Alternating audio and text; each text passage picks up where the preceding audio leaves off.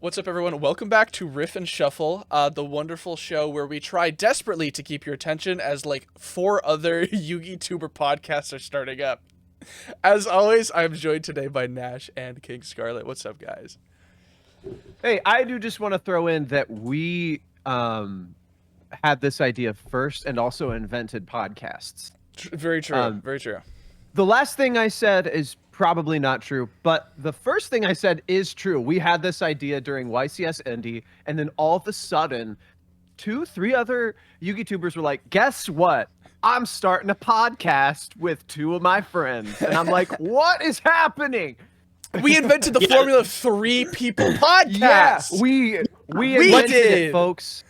Top Cut Podcast has the monopoly on 2-person podcast. Exactly. We're giving them that. You know, Sunny and Skyhawk, they got that. Everybody with the 3, no, I'm gonna credit where credit is due. But we looked at that and we said, what's better than 2? 3. We were robbed. We were robbed. No, we didn't invent this. We know this, but it is very funny. Also, in no way are we actually upset about this. It was just very funny that we all collectively in the Yugi sphere. Shut up. God. No, Scarlet, you're right, except when you're wrong. Actually, I'm wrong except for when I'm right. And I would like to point out that I'm usually wrong or misinformed. And then I come to you guys and I'm like, is something? And you're like, yep, you did it. And I'm like, oh, no. This tweet has been deleted. I was literally talking to Ryder the other day about that, and they were like, "Oh yeah, that makes sense." I figured it was either you or Nash in his ear, like, "Please delete this." And then Ryder responded with the Sia tweet, where it's like, "I constantly have 2 people on the spectrum, like advising me at all times."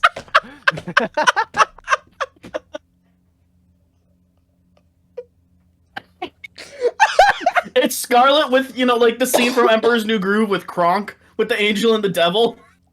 And like Caleb's the angel, just like, no, you shouldn't do that. And I'm like, but what if you do? It'd be really funny if you tweeted that. It'd be really funny if you tweeted that. Well, and point number 2, I can do this.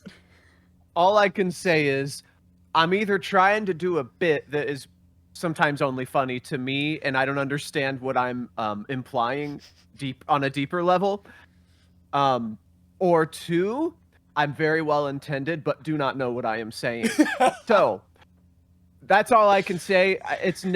Luckily, I have never been told like, oh, you are actually a terrible human being by these guys. And I'm really happy to hear that. What about the Trickstar thing? Moron. I feel like a lot of people told you. So anyway, I can. Oh my! Wait, Trickstar. Trap thing. trick. I just realized. Trap trick. Yeah. Yeah, I was like, really? The reason I paused. How dare you use like, Cantina effect? I was like, I don't know what he's trying to. I didn't know what you were talking about, Nash. So I was just paused and I was like, yeah, I don't know. And I just moved on because I didn't know what you were talking about. I can't believe you don't stand Blue Angel, you monster.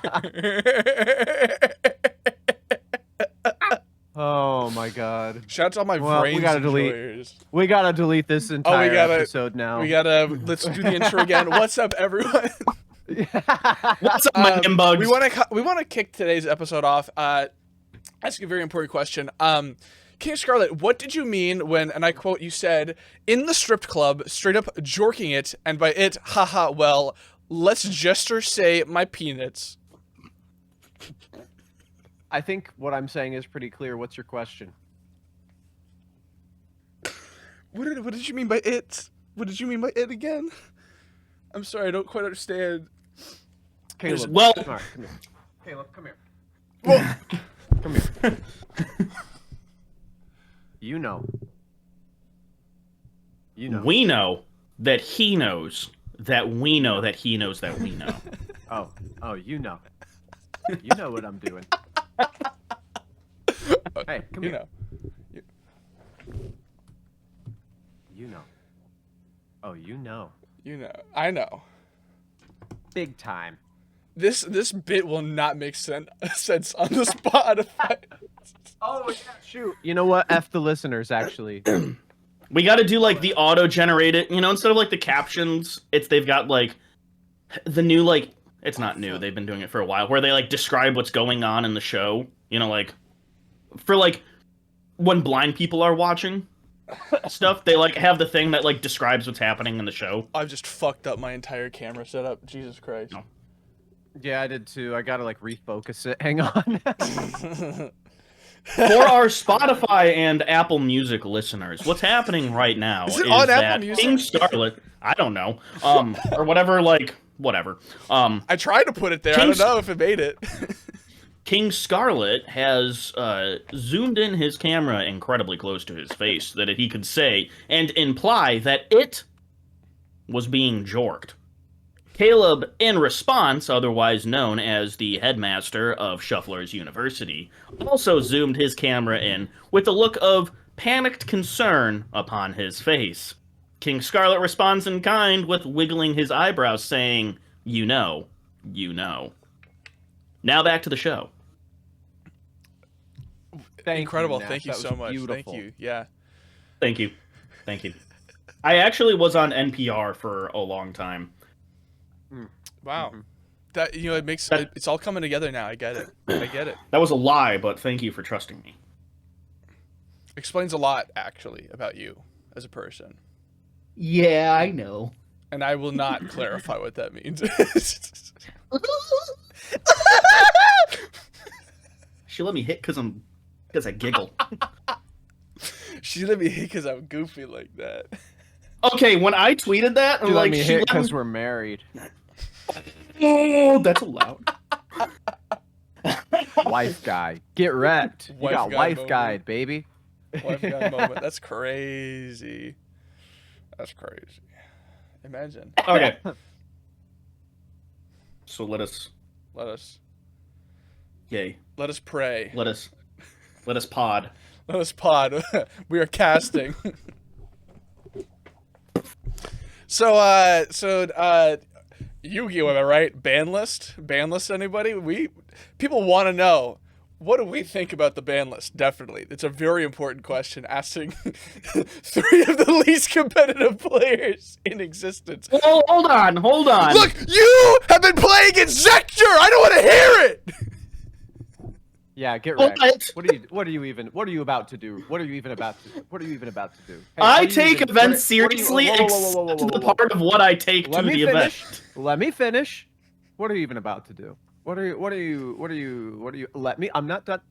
What are you even like, what are you even, what are you, Let him talk, What are Nash, you even what the about fuck? to do? Okay, Let him me talk. Shh, Caleb! What are you what are you what are you even about to do? What you know what I mean? Like what Let him swallow! He's gonna choke to when death. He just took a sip of mate. Nash is going What are red you in gonna the choke? face, Oh, what are you? Caleb, trying let me so finish. hard not to What are you gonna Okay. choke? You gonna choke? Okay, Nash boys, is now dying. please? He's on the floor. He's dying.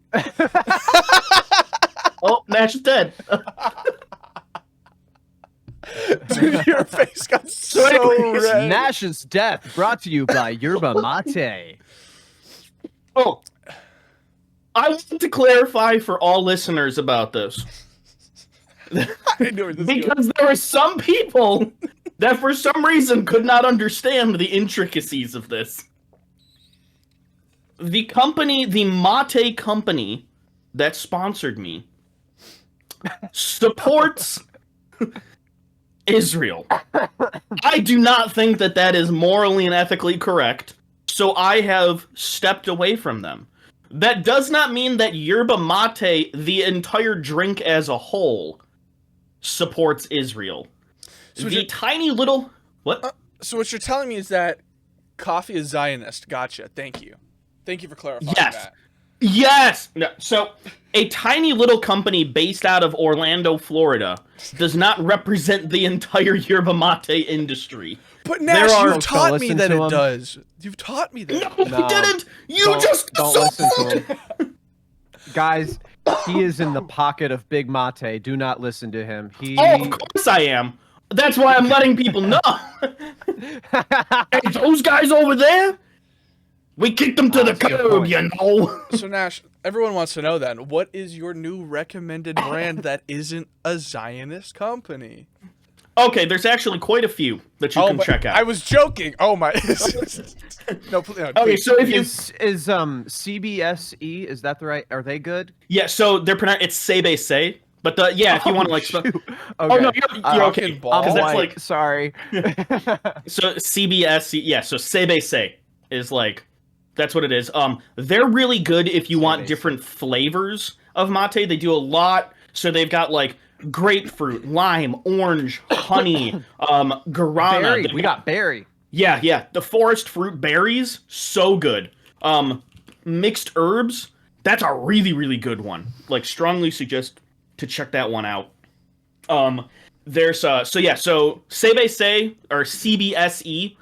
Check that one out if you want like different flavors. The thing with them though, the flavor starts strong, but then it leaves pretty quickly. So after like your 4th or 5th time going through a gourd, the flavor will kind of be gone. If you want a sort of similar thing, you can check out this company called Taragui.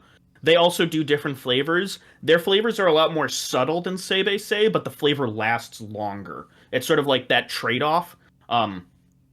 Rosamonte, really good. It's a really smooth one. Same with La Merced. I've had that one too. Yeah. Rosamonte was the one that I good. had you guys try when I was at your house. And then if you want like a really good ethical company, this was the company that I was supposed to work for when I graduated from college. Yes. True. They get all of their yerba mate plants out of cobalt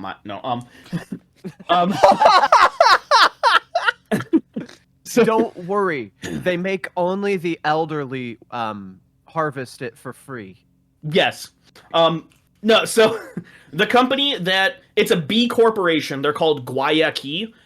They're the ones that's their products usually known because of the yellow cans that you can see at stores like Wegmans, Target, Sprouts, a bunch of places like that. But don't just go for the cans. They also do sell the loose leaf mate. It's a little harder to find, but you can find it. But I don't have a great relationship with them anymore, but they, as a company, they're a B corporation. In 2021, they were able to complete their first original goal that they started in the 90s when they founded the company, was to restore 200,000 acres of the South Atlantic rainforest. And they were able to do that, in 2021. And so they've got, I don't know what their new goal is, but they focus a lot on biodynamic farming and sustainable farming practices. And so what they do, this biodynamic farming, is they will basically recreate, to the best of their abilities, chunks of the South Atlantic rainforest and then plant the mate trees like in that. And so they have to go into the woods to harvest instead of like clearing land for farmland. They'll just plant their crops like in the woods.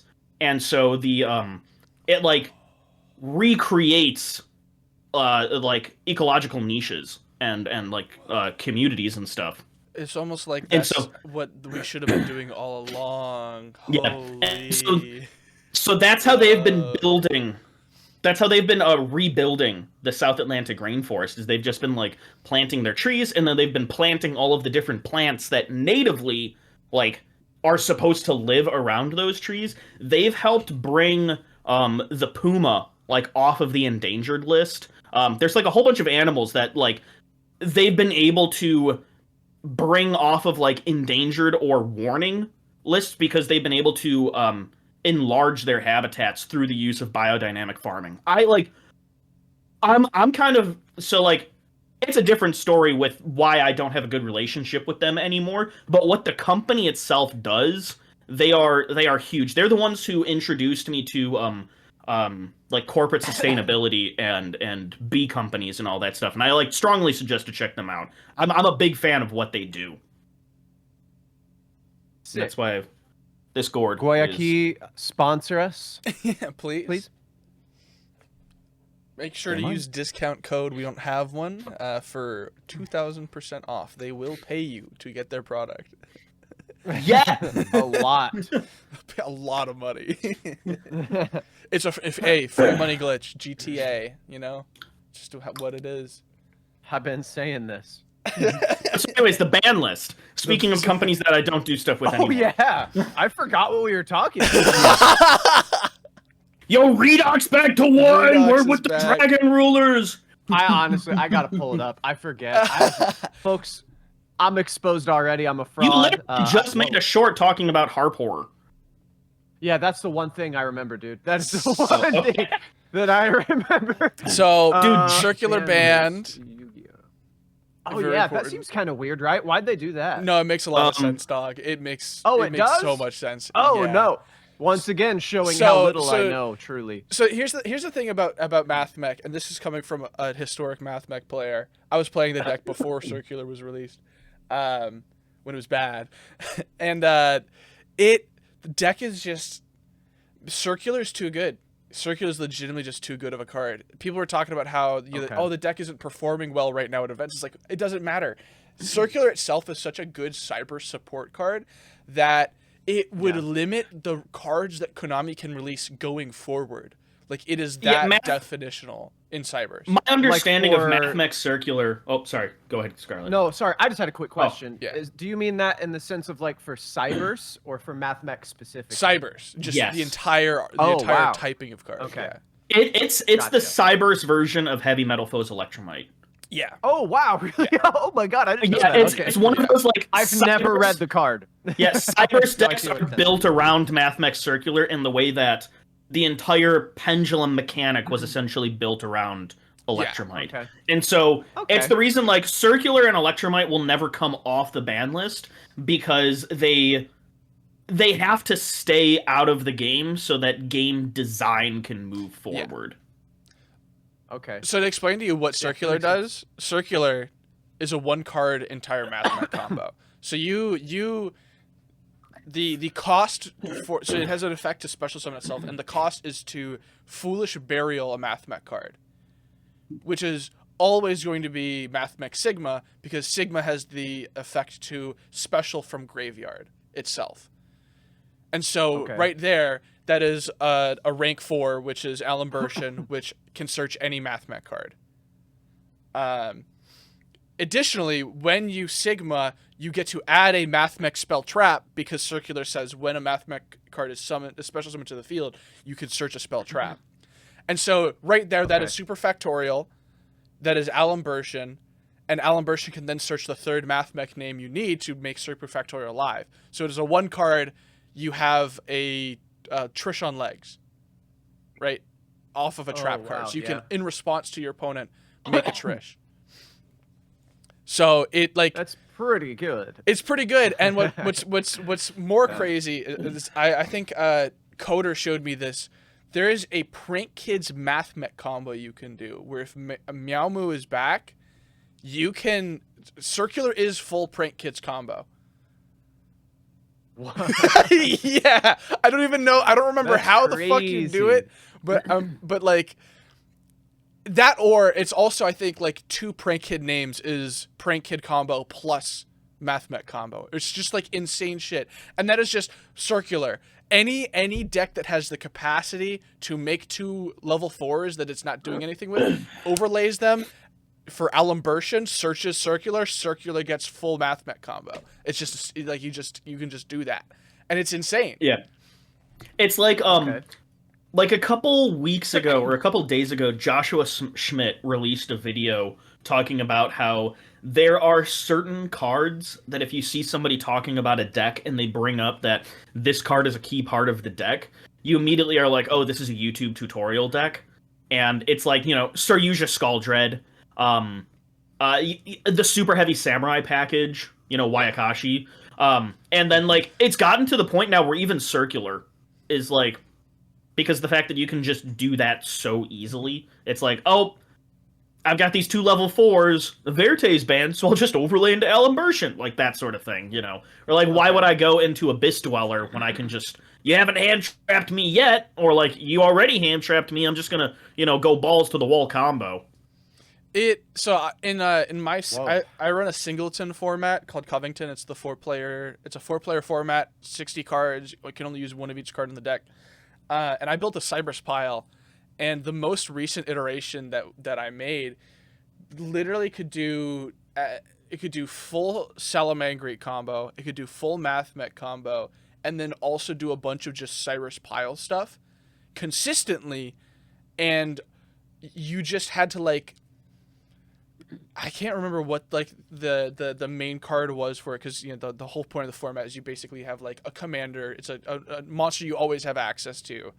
I can't remember what it was, but basically it was like you could just search circular at any point in time, because that one card gets you 2 level 4s, and then you get circular, and it's like you just have 5 cards to now do every other Cyberus combo in the game, and it's just free. And it's like, that's insane, because Super Factorial alone is a really, really good card. And so to have 5 extenders to do any other thing. That's nuts. Wow. I had no idea. And okay. And what was crazy about the Math Mech stuff is it's only gotten better over time, because it used to be that you would just like make IP plus Wicked or something like that. And you would get some advantage through that engine. And then you could like quick effect into like Unicorn or whatever. And now you would do that into SP. But you don't need to do that, because you can make Terahertz, which is this really big Link 6 that you foolish a fusion monster from your deck to your graveyard, and it like banishes, I think, to just negate a spell trap at quick effect speed. And you have a giant body good. that I think has some sort of protection, and it's huge because it gains attack based off of attributes in graveyard. It's just like it's everything plus super factorial. The original Rescue Ace deck was built around that Link 6 to like give Oh, the original Rescue Ace stuff was doing like there's the 2 genders of Rescue Ace. Either you were doing you would level modulate to get 2/2s on field, overlay into Gigantic Sprite, special Ibly, make a Link 2, and then give them Ibly.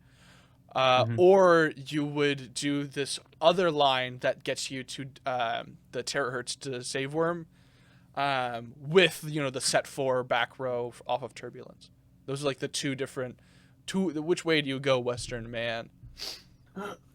Not even good. Not even good. Not even that great. I'm also seeing this is good that this is gone, because it's just like every warrior deck of all time was going to use Isolde. So glad that's gone. R.I.P. Yeah, it's like Isolde's one of those. I thought Isolde should have gotten banned like well over a year ago. I remember like Sprite tier format. Even when like Isolde wasn't that good, like even during then, I was like, this card needs to be banned. It was essentially like it was Warrior Halka-Fibrax. Yeah. It's like Halk. It's also kind of a little bit Summon Sork, like in its own way. Like it's all kinds of. It's like better they Summon just Sork let this card. In its archetype, actually. They just let this. I think its only redeeming factor to give it an unfair quality, like a drawback, if you will, was the fact that you had to run a couple bricks, if not just one, to like make it work, and you might. But it's still so good. Yeah, the thing is, like, in its own archetype, those aren't bricks; they're extenders. No, absolutely, exactly. And I think that too. These archetype cards that end up being generic, if you really like Verte Anaconda, make it work for Predaplant only. If you want Isolde, make it work for Noble Knights only. Honestly, it's Heavy Metal Foes, Noble make it Knights work for that only. Well, Noble Actually, Knights Noble Knights are really good. So yeah, never mind. Keep it off. Keep it off. Why I feel like Isolde's finally been banned is because even though we don't see, aside from Pack, Noble really do anything. That's a hard deck. My God. Yeah, it's a hard deck, but if it goes uninterrupted, it is the strongest deck in the format. Yeah. That's the thing. The thing is, like, sorry, go ahead. I'm sorry. I keep interrupting you. I feel so bad. No, Scarlet, I know that you've played the deck several times. You're probably like the most up to date. on Absolutely. like the competitive meta scene of the three of us. Right. Of course. Yeah. Yeah.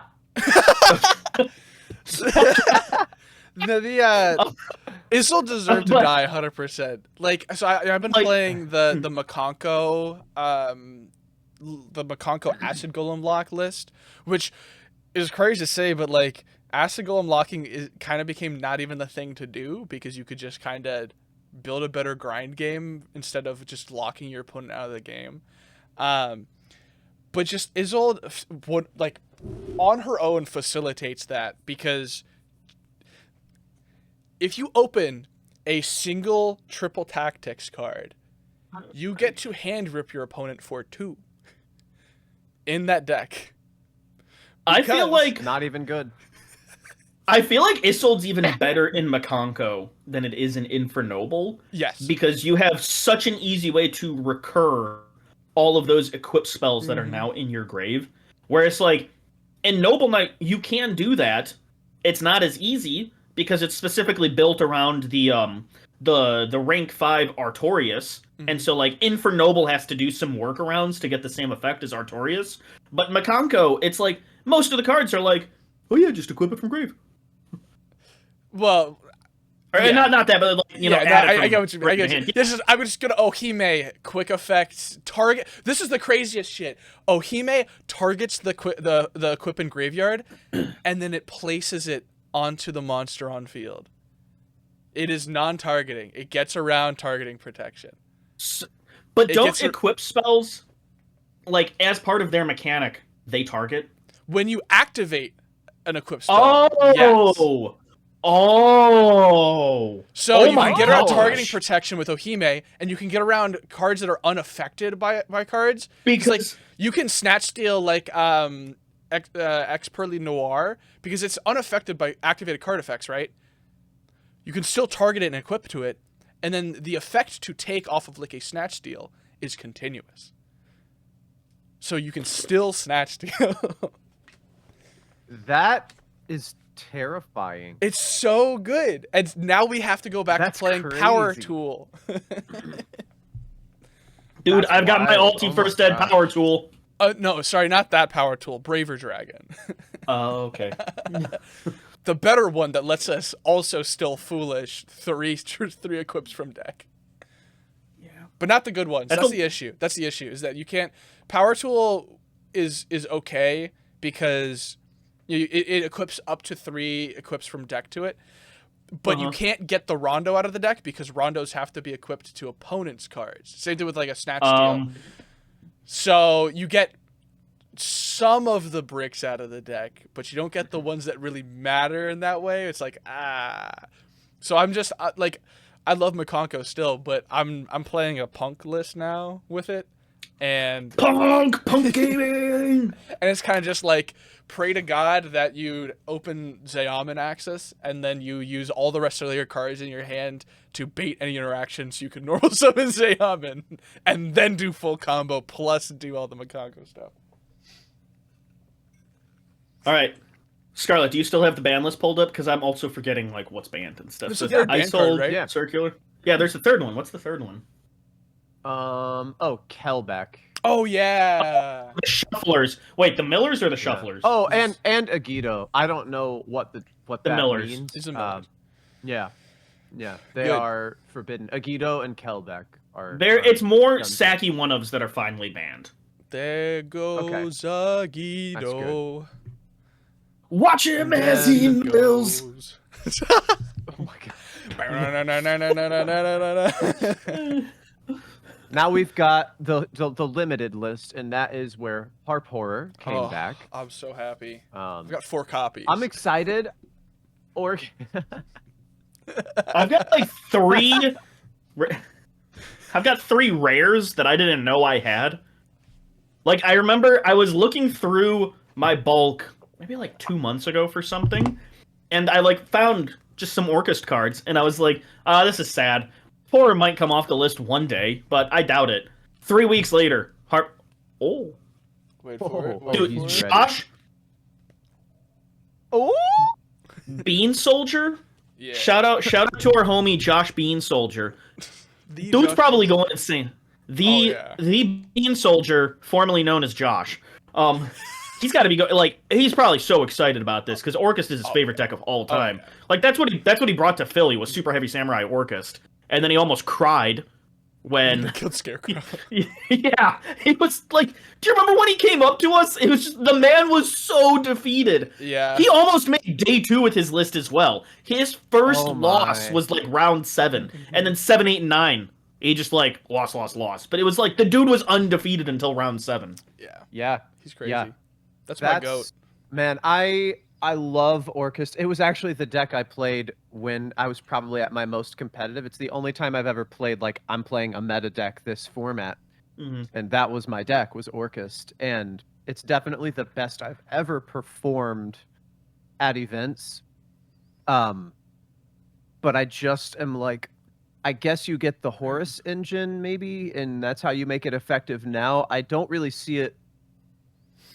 It's not got decks do so much now. I don't know if Orcust has enough, but I don't know if the Horus engine allows it to just keep doing more things.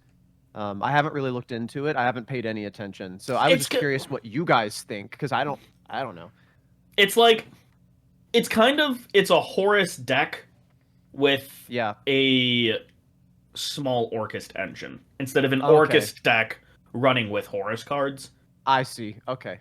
That makes a little more. Well, a Horus sense. deck is it's like 7 cards anyway, right? Like you play 3 Imseti, a Hoppy, and then 2 or 3 King Sarks, I think is 2 something? 2 King Sarks. Yeah. So 3 Imseti, 2 King Sarks, and then it's kind of like what the frick? It's kind of like like based on Happy and then whichever other cards you want to run. I would like to get the Horus cards, but I don't know if I want to justify dropping, $200 on 3 Imseti. Yeah, that's kind of the issue there. Like I feel like that is what is making it so that this like the Orcust unhit of Harp Horror is like I just don't think that people are going to be playing the deck because you have to spend so much money to make it usable. Yeah. And it's just I don't think it does enough, especially when you only have 1 copy of Harp Harp Horror. Payoff. And it's the payoff isn't there. Yeah, Centurion can use Horus cards so much better too. Yeah, that's the thing about any competitive meta is like there's just better things that you can be doing even if there's cool stuff. That's I'm looking at like the Ib on hit. Like I'm sorry, Justiciar, which I just learned that's how you say that. I just don't think I don't think that it's gonna be that good. Like it's like, oh, you can search a monster reborn on summon.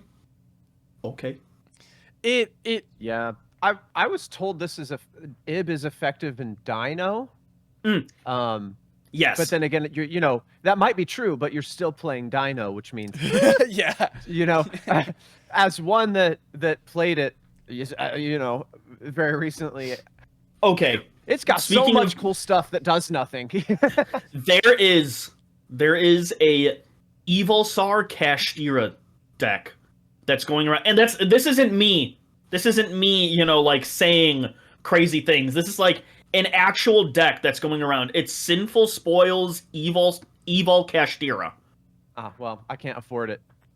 Yeah, it's like unfortunately. I'm like, okay. Yep. Okay, speaking of Horus, I would rather spend the $350 on a playset of Wanted than like the $200 on a playset of Imseti, because I feel like Wanted's gonna it does so much more, way more, and I cannot imagine they're hitting it for a while because it's too good, because it's a lore card that ties like it's the central card that ties like all these new lore, like this new wave of lore all together. Yeah, there's no way it's getting hit for a long time. It might go to 2. That's the hit. Yeah, I could see that. Like it was like Nadir Servant. Oh no. We're hitting, and then it'll come back to 3 like a year later. Yeah. Oh shoot! Now I've got to just search Dielbastar, which searches it anyway. Speaking of. He's gone off camera. He's searching for something. He's searching just like Diabellstar. I pulled this.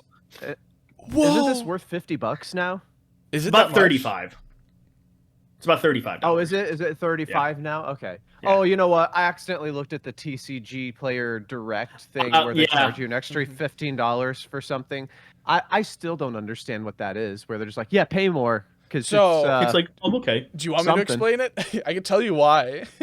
Oh, please do. yeah, please. So TCG Are they Player being Direct, crooked? they specifically ship, OTSs or sellers will ship their product to TCG Player in some warehouse that they run. And so Syracuse, they New keep- York, so 2 hours west of me. Yeah, there. They ship them there, and at that warehouse, they just like store a bunch of other people's product that they sell through TCG Player. And so the idea is that when you purchase through TCG Player Direct, you get all your cards in one package from the same warehouse, but it means it's way more fucking expensive. Like way more expensive. And what's the payoff of this? You get it all in one package. package, and it comes in like 4 days or something like that, as opposed to a letter that comes in 2 weeks. I just don't need that for an extra like $15. Exactly. That's crazy. That's the point. Also, it's the more west And it you sort go, of the maybe- longer it takes. It's Yeah. like I've got my friends in Yeah. Utah won't buy anything from TCG Player Direct because it will take like at least 10 days, if not longer. I had a friend who had to wait 3 weeks for something from TCG Player Direct. He's like, it's not worth it at all. That's insane. Yeah, it's nice to get all your stuff in one package, but the reality is that it makes these companies keep inventory, which means they're going to charge more because they have to pay, the cost of having inventory. It's the same shit with like Card Kingdom. Like they're a company that's big in Magic, who you'll see on so many different shows, where they're like, this show is sponsored by Card Kingdom. Don't you hate when all of your cards come up in different letters? You can get them in one convenient package. And then you look and it's like, it is 30% markup. Like I am spending, if I'm buying like, a $150 deck, I'm spending an additional at least $50 plus shipping. And it's like, that is just way too much. I'll deal with the inconvenience of not being able to play the deck for, a month or whatever. Like, it's fine. Like, I'm just now getting my World Chalice stuff in that I bought the day the ban list dropped, and it's like, it's fine. Yeah. I'm still going to play the deck. It's still going to be fun. But, I get it I don't for play it the people day it comes who- out. I go to like one event a year, so for me it's like it's never urgent for me to have cards.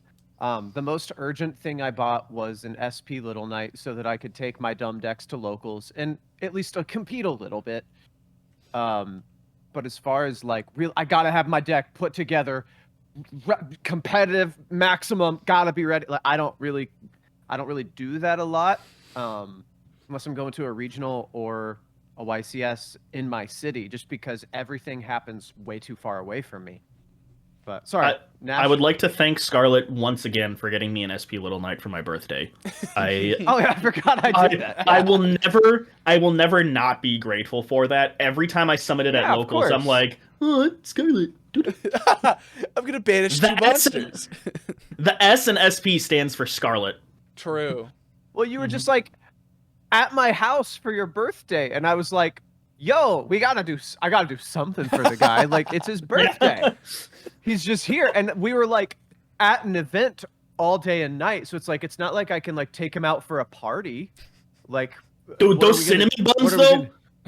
Yo, True. the cinnamon roll. Cinnamon bun. Yeah, Oh. those were so good. Like, I'm glad that we did that, and I had so much fun spending time with you and eating cinnamon buns. But I was just like, oh man, like I feel bad that he's just like with us at a YCS Indy walking around at his for his birthday. So it's What a like, all horrible right. way to spend a birthday. Oh, with No, friends I that just mean- cherish. That's not what I mean. I just mean, like, I just felt bad that we were just like walking around essentially a warehouse for your birthday. surrounded by strangers. Like, I was glad that we were all together, but I was like, oh man, but we literally are just like walking around being like, nice cardboard, haha, yeah. So I was just like, we did say that. Those were words that we said. Yeah, we did Can't say confirm. that all day. I got Oh, so yeah. tired. Caleb had to talk me down from how tired I was. But keep yourself safe. I actually in the car on the way there, I was planning to do that because you were talking about like I think you kept going like I think I'm gonna look for one. Yeah, I think. Well, I don't. Yeah, no, I think I am gonna look for one. And so I was like, okay, if he looks for one, I'm just gonna sneak in there and I'm gonna buy it. And that's you exactly did. what You fell happened. right into my trap. Yeah. Because you I fell found right into one, my and I was trap. like, oh my gosh, this isn't marked up at this vendor. This is insane. It's like the Yeah, it was exact. actually a good price. Yeah. Yeah. Crazy. It's like, nice. See, I think I got it. It was Gamer's Choice, the place that my friend Omar worked at. Yeah. Also, Sponsor us. shout out to not Gamer's Choice. Shout out to Game Den in Utah. Gamer's Choice does them have out. pretty decent F prices you. as well, Yeah, but Gamer's Choice, New York City, they're pretty good. But Game Den in Utah, run by Joey Chow, who is like more of a pro player. Definitely check, like a really, really good player. But the people that work for Game Den, big fan of them. Game Den Layton, I think, is like the good location. So if you're in Utah, go to Game Den Layton. They've got fantastic stock. Really good guys. No, I got my I think my playset. I got not playset, but I got 2 of my wanteds from them. Because I got one, and then you were like, yo, to the guy that you knew, was like, if you get any more of this stuff, let me know. And then he texted you, and I'm like, he texted us like as we were like heading out to go to lunch or something, and he was like, "Yo, come back! Somebody just sold us some." Yeah. That's crazy. That was an incredible moment. And what's crazy is that I'm pretty sure I got the wanteds that I got for like 70 or 80 when I got them, and I was like, man, this is expensive. And then it kind of like started to go down. I was It's like, 130 damn. now. And yeah, and I'm like, all right, let's go. Stock market, whatever, like. That's such a funny part I think about Yu-Gi-Oh is buying cards and then watching the price change over time, because on one hand it's so easy to get caught up in the mentality of like it's like a stock, it's like, oh, my cards are up, oh, my cards are down, and then I thought about it, like, it doesn't matter what they cost now, because I'm not selling them. You bought it to play. Yeah, I bought them to play, and I've gotten my money's worth of my wanteds. I've played like 3 or 4 different decks with those things, and that has made it worth it. I'm like, maybe I'll play a volcanic pile next. Like, it's like at the end of the day, at the end of the day, at the end of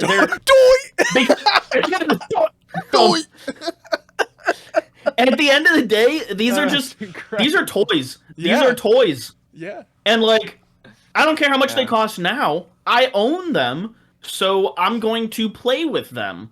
I'm just gonna have a fun time. Exactly. Let me play with my action figures. I'm ripping that shit out of the box. I'm like, that's not sitting on a shelf. Hypocrite. Sealed. Fucking hypocrite. Sealed. It's not sitting on a shelf. Sealed. What is behind you then, huh? It's not sitting on a shelf. Sealed. Hidden Arsenal Special Edition. Yeah, for our audio listeners, Nash has a sealed case, I believe, a display case. Yeah. Of it was a sealed case, but the reason I opened it was some friend. You guys know Rev's Cards Playing Yu-Gi-Oh! Properly series that he's doing right now, where it's sealed only, plus he's allowed to trade. Yeah. So back 2021, this was like right before, a good couple of months before Rev's Cards started his Playing Yu-Gi-Oh! Properly with was it his Fallen of Albaz deck? That was his first series of doing it. Deck, I believe. Yeah. Okay. And not playing Yu-Gi-Oh! Properly. Playing Yu-Gi-Oh! Properly. So my friends and I, we decided that we were going to do our own sort of like sealed showdown kind of thing, but it was going to be like Yu-Gi-Oh! From scratch. But of the 4 of us, we could open anything. Like, we had to choose 4 different decks, and they had to be structure decks that existed at any point in the game. And so I think somebody bought the classic Dino Smasher structure deck, Another person bought the Machina structure deck, the one that like came out around the same time as the Dino one. I bought the DDD structure deck, and my other friend forgot what they did the Charmers, the Charmer structure deck.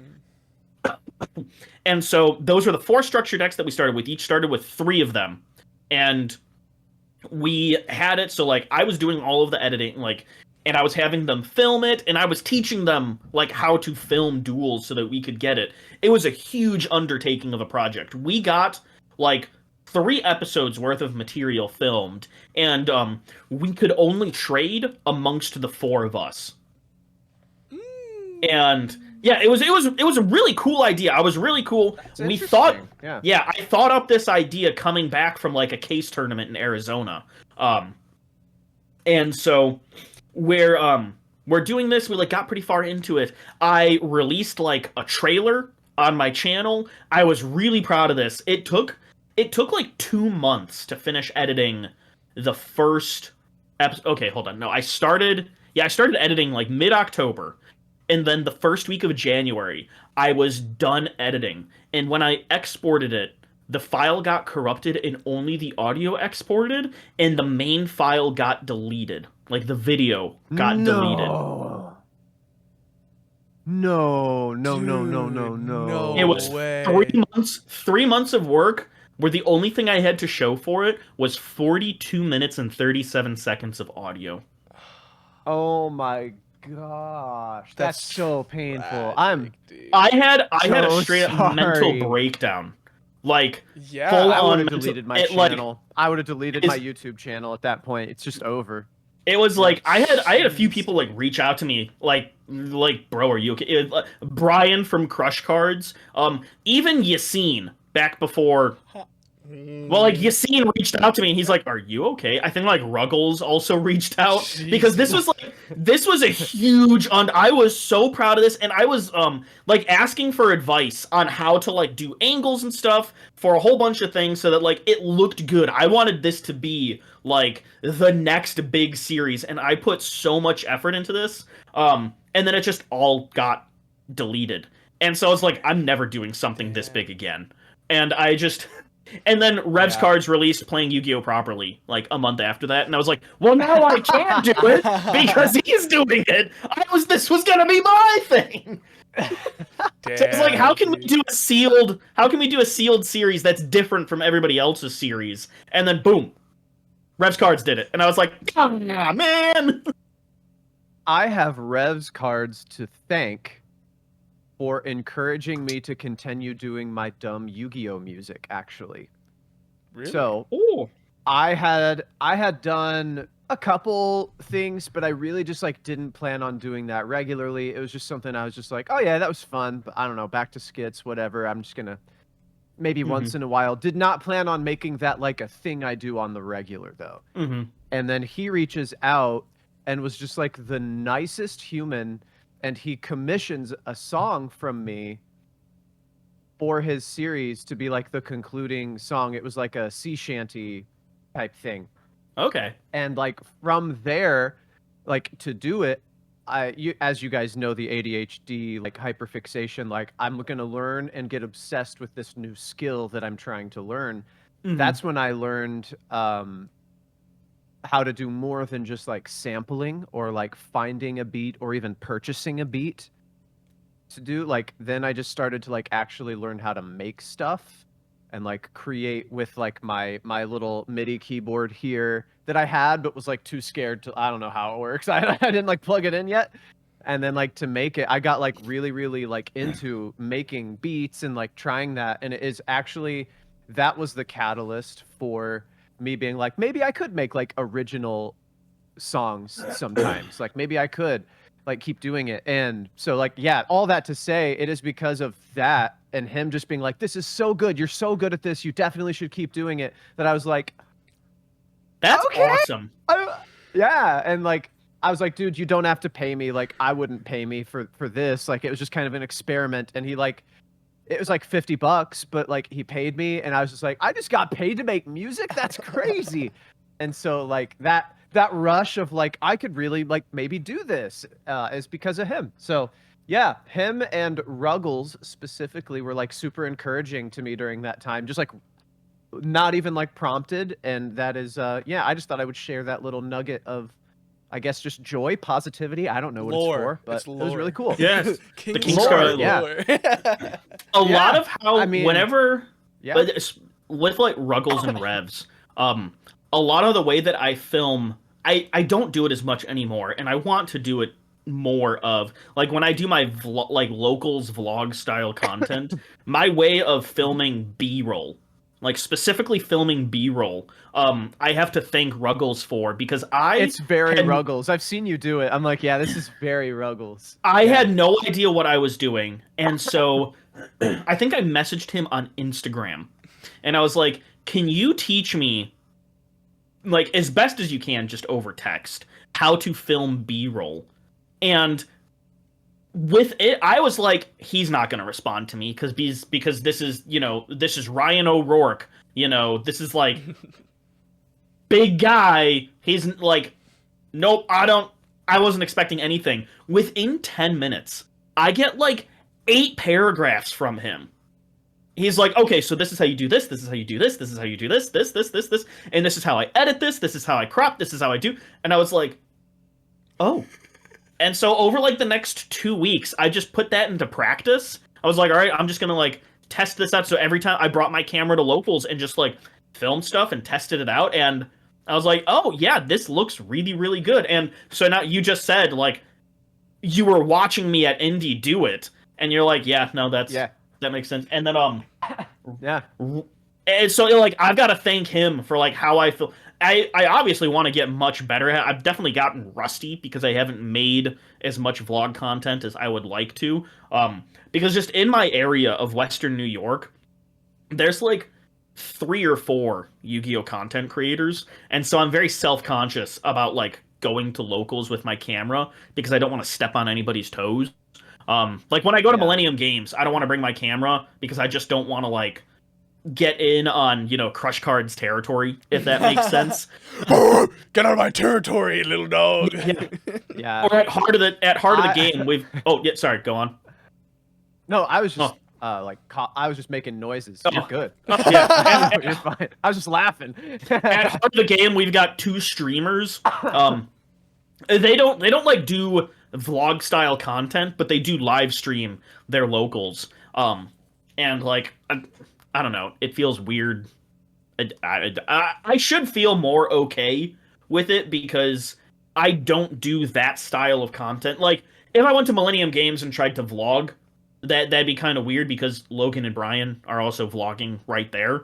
But for like, at heart of the game, you've got Winter Kills and Metagames GX who are like streaming their matches. They like do Twitch. Winter Kills does Twitch. Metagames does YouTube Live. And so like I would just be doing vlog style content. And so like I should start doing that more. I want to do the problem is just vlogs take so much effort to edit. It's just it's a process. It's like if you're sitting down and doing it for like 2 hours every day, that's like 3 to 4 days of just editing. And if you want to make it look good, that is a big reason why I don't do a lot of serious content like that. One, I actually really have, I don't know why I have this. It's probably like tad bit of social anxiety mixed in with just like I have an aversion to just like filming myself in public. Like I don't bring my camera to events. I don't want to be guy who's filming. I just want to be in the moment a lot of the time. And I feel like it takes me out of the place I'm in personally. Now, that's not to say if you do like vlogging that like you're not as engaged as I am. I'm not trying to sound enlightened by this in any way. It does pull me out and makes me feel like everybody's staring at me too, and I don't like that feeling. So I don't bring camera stuff to locals even for the same reason. And then on top of it, like doing content like that is just so much effort. Like I don't feel like editing what's gonna be probably a couple hours of footage down to the best 20 minutes max probably, and I can't do it. I've tried to make long content, even with even with the effort I put into old, really detailed deck profiles where I do a breakdown, probabilities, what works, what doesn't work, combos, Exorio del things Duelista style content sort of thing. Yeah, except like mine was me talking rather than just like displaying, and like their graphics are amazing. It's just that was different on my end, and he's Hispanic dual daddy. True. Yeah. Like, or is he Spanish? that stuff Hispanic. took me ages, and it's not evergreen content either, and that made me feel just really like, man, I'm putting in 20 plus hours into editing this to be real, because I really want it to be good. I don't just throw it together and upload.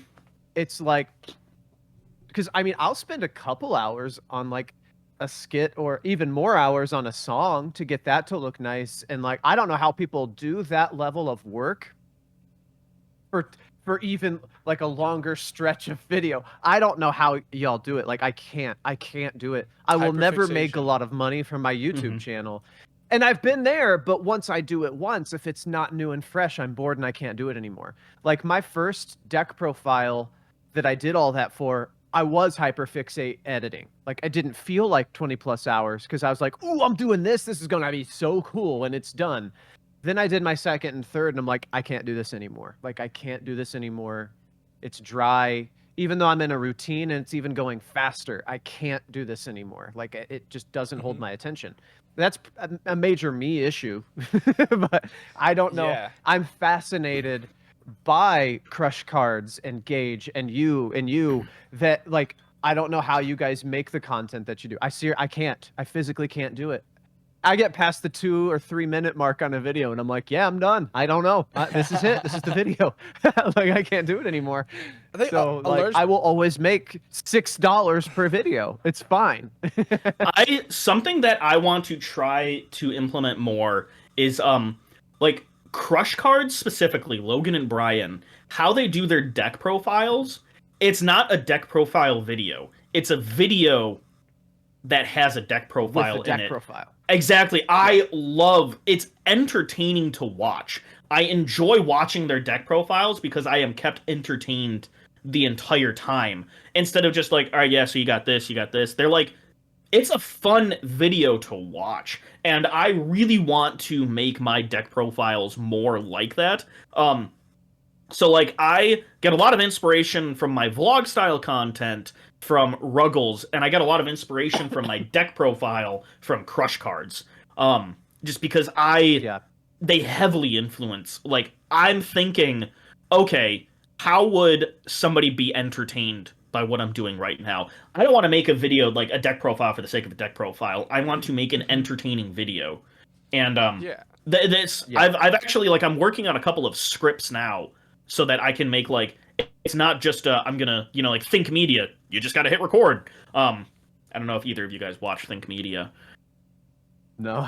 Then never mind. That's like their catchphrase. Their intro, it's like, you just gotta hit record. But like, I'm like starting to script out deck profiles so that it's like, it's basically a skit, but it is a deck profile. That's awesome. And I've got a new series that I want to start doing. I've talked about this with Caleb in a Discord server wherein Caleb, you, Distant Coder, and somebody else, like the three of you, how Kira Twig 2, the deck profile YouTuber. You lost me again. Oh, then maybe you weren't in that call, Caleb. Talking about Swolex? Was it Swolex who also was? Yeah, no, it was Swolex and Swolex and Distant Coder. I'm like, I don't know. So Kira Twig 2. Discord. Yeah.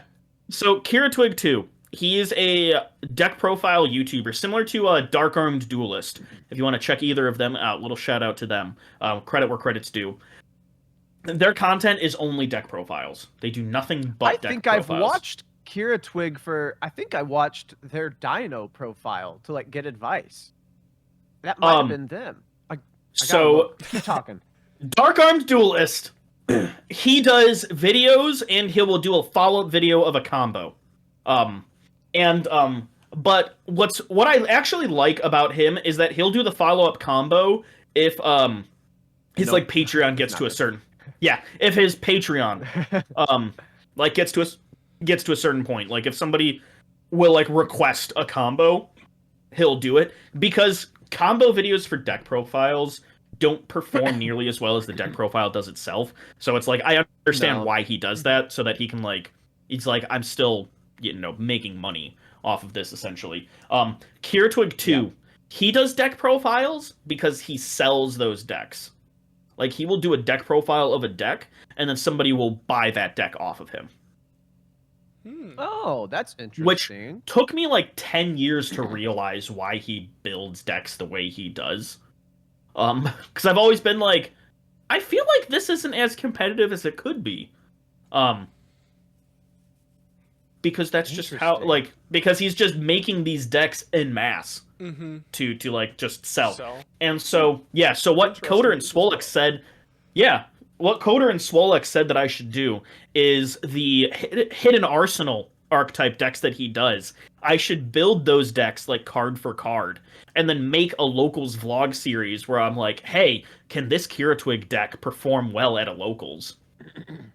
And I'm currently in the middle of filming my Drac deck of that to see how it performs. It won't perform well, spoiler, because it's Drac. Drac hasn't done anything since 2013, and in 2013 they were fighting tooth and nail. Oh my god, dude. Oh my that's cool though because I think it is hard to make a deck profile more than that, and I think there are a lot of I do see, and this is going to sound so like success podcasty of me, and I don't mean to go there, where it's just like talk your shit, King.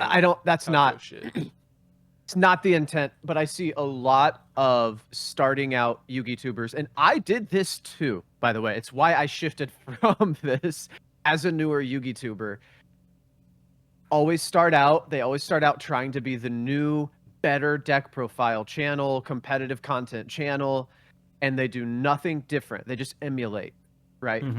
And I think that I did it. I did the podcast thing, right? Where you say right after what you say. Oh, I hate that. I hate that. I hate that. Right? Yeah. Right.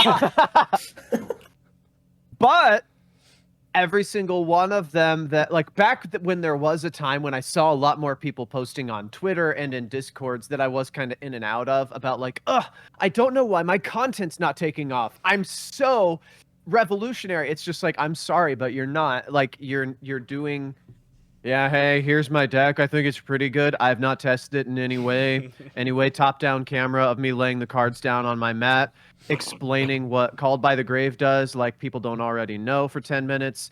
And it's just like that type of content is what a lot of people did start out with. And I think we're there now as like a whole with YugiTubing. I think people have started to get it, where you got to do something else. You got to do something that makes it you. And I think it's so cool to see how that's been innovated in the last 4 years, because go back to 2020, everybody was just still doing that. Like, here's my card, and not understanding why that didn't make you the next CMO. And, like, I think that's really important. You gotta inject yourself into your videos, and you do easily, Nash. Like, that's not something you struggle with. But I think it's also really important to, like, if you're going to talk about the deck, you need to have some sort of reason for me to buy into this video. It's got to be either entertaining or informative because you did something special with the deck that made it successful, or you went and did something with it as like an experiment, like what you're doing with Jirac. And I think that it's so cool to see how people have changed, because oh my gosh, we were in a rut for a long time, YugiTube as a whole, with all of these YugiTubers just being like, here's my deck. Like even CalebDOTexe, that I know is, like you said, is a deck profile channel, but they're selling the deck. There's something there that's a payoff of here's the deck. And I think that's like, that's so cool. Just like, I don't know, I'm just verbally processing this out. I think it's so cool to go back and look at now, like how that's changed. And I'm so glad people have gotten it, because folks, we were dying out there for a while. It's so funny to think about CalebDOTexe. CalebDOTexe is like the modern TV marketer, right? Like when they just like, and we've got all these great things here. You can get a tea kettle for only $29.99. He's like, yeah, so you can get a thrust from me in this deck. It's only $500 for the entire thing. On the like deck profile thing, what I tried to do, at least for like the profile with you, Nash, that I did at Indie with the motherfucking Invoked Revolution Synchron stuff. That deck is like in my top 10 most well-performing videos on my channel. Really? Wait, really? Yeah. That's what I tried to do. Is I wanted to be both informative and entertaining, because I think that what I bring is personality. Like, I'm not a great player. I'm not trying to be. I wanted to bring a perspective. Like, I think that this is a pretty cool casual deck you can play, and you can do pretty well with it. I didn't know that Invocation could banish from your opponent's graveyard during that that event, so it probably could have performed better. Oh my god, are you serious? You didn't know this? That's incredible. Yeah. Oh my god. Like everyone's dunked on me about it already. Feel free to continue dunking, people watching. That's fantastic. I wasn't playing when the deck was relevant. Awesome. I picked it up. I had like Ryder kind of just walked me through what it did, and I was like, cool. I understand what the turn one does, and that's about where it ends. And I've never seen Invocation banished from my graveyard, so why would I know that? That's incredible. That just makes me so happy to hear that you never did that. I never did and it, honestly, and I still did all right. You didn't do that bad. Yeah, you didn't do that bad. Imagine how well you could have done. That's great news. That's why that deck performed so well, because you would just, like, a combo piece in your opponent's graveyard, you would just banish it for material for, like, Macabre or Purgatrio. Yeah. And they'd Rescue Ace would have been... I would have cleared that Rescue Ace player if I'd known that shit. That game was so tight. If I could have fucking banished that shit, that dude never saw HQ. I would have cleared him. This deck was meant to win that YCS. If he had simply known, folks. That's so. But see, at bare minimum, though, you brought the deck to an event to talk about it, right? You're not just like, built another one. Like, at bare minimum, you did something with it, and that's what I was trying to get at with my dumb rant that I couldn't find the conclusion of previously. Like, we found it. You did something with the deck. Yeah, you did something. Well, what's crazy is I think that deck profile is like still relevant somehow because it's casual, first of all, but then second, I literally had someone. I've naturally been meaning to bring this up for forever. This is a great moment. Someone joined my fucking Discord to talk about this deck, and they're just there now. And we've like played Final Fantasy 14 together. Like, that's amazing. Like, it's just it's crazy. And I would attribute that to the fact that, like, I kind of knew what I was doing with the deck. Clearly not all that much. I do think that the list was solid, despite my faults. Nordic, baby, Nordic. Let's go. Nordic adventure. Shout out Abyss for walking me through this. The ban list did not change it in any way, so I'm excited. Maybe I could add Upstart, but probably not. Like, it's fine. I've got well, it's already like really consistent. It just gets outpowered by everything. You can do the plan whenever you want, pretty much. You can do the next plan. That's not a struggle. But it will not win most of the time. But it's so much fun. Actually, that's not true. You cheese game 1, and then game 2 and 3, you are absolutely cooked, because they're like, oh, it's Nordic. I know, like, just... They're Link 1 and that trap. If you don't know how to play around the Link 1 and the trap, that deck is going to obliterate you. Oh, yeah. I still love don't it know so how much. to, and I still It's so clear the much deck. fun. I'm gonna be honest. Still don't know what either of them do. Still clear the deck. Just saying. The trap is basically solemn judgment that gains you advantage. It's like, I remember the first time I played against Nordic, I was playing Tri-Brigade Lyrilusk, and I got obliterated by that deck because I was like, wait, the trap also does this? Yeah, you can just use it every turn.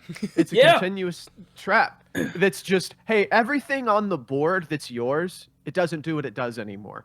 Yeah. So if you can keep it going and recur your. That's what I'm saying. Like it does have a decent grind game if your opponent does not have MST. Like you can Hey, keep. people are doing not some playing things. MST. It's People pretty aren't cool. playing Cosmic. It's a great Yeah, format for it. Like, well, actually, That's Lab fair, is that's fair. Lab Yeah, is yeah. gonna be good. So maybe I don't know. People playing Cosmic into Lab. I am. Probably not. Lab is tough for every deck that I play. Like Lab is really the deck that's like, man, you just do things that I can't do anything about it. Yeah, you win, I guess, for just playing the Lab card. Like, good job. Like hey, you did it. You played a Lab card. Congratulations. Yeah. See, I've played Lab a handful of times, and the deck is always like McConko. I'm like, yeah, no problem. I can play into this. This really isn't that big of a deal. And then they flip Skill Drain. I'm like, I'm gonna stab you to death. Like in Minecraft. Yeah. No, it's great because like, there's a way to deal with it in Archetype and McConko, but it's like this sucks. I hate that I have to like kill my own dancing lady to get rid of it for one turn because it's gonna come back. You are burning yourself to death, and I'm just gonna bounce it every turn, and then eventually you'll kill yourself with it. It's tough. Like, I know how to beat Lab because my buddy James plays the deck. He's like, talk me through. It's just like I don't play decks though that can't. Like, I can't push to win after I've stopped what you're doing. All of my decks are too weak because I play, like, casual dumb decks all the time. Because I find the meta just way too hard to keep up with and invest in. So I just try to make silly decks as good as possible. That's how I compete in this game. And I, like, can find a way around your one turn in Lab, but I can't push, and then you just do it again. And I'm like, well... Yeah, it's like used all of my gas. I asked your big welcome. Yes. Oh, you just flipped up Skill Train. Okay, never mind. Yeah. It's like, we'll get him next time. Maybe I literally had that happen. So I recorded. I've got a new idea for a series. I don't know if it'll become multiple things or not, but it's a speedrunning Progression Yu-Gi-Oh! 4. Yes, it's Progression 4. But I want to bring back the speedrunning Yu-Gi-Oh! Thing that I did when Master Duel released. And so what I'm doing is... Oh, that was so cool. Yes, that was a great video. So what I'm doing is, I'll talk about this. I hope I come back to this because I want to talk about like how to make content consistently. But this is a series I'm trying to make so I can do consistently. So it's an hour of footage because I give myself exactly an hour to build a deck, learn it without using any materials. I have to like just read the cards and figure it out, and then get 3 ladder wins. And that's the goal in 1 hour. And the first one I did it was for Speedroid Kashtira. And the list is like not great because I'm missing a lot of the stuff because they're like URs and I'm not that wealthy. I was able to build the deck. That's how many gems I had. Barely. But I played against a lab player and that was what happened is like they every time the set 2 passed, and I'm like, all right.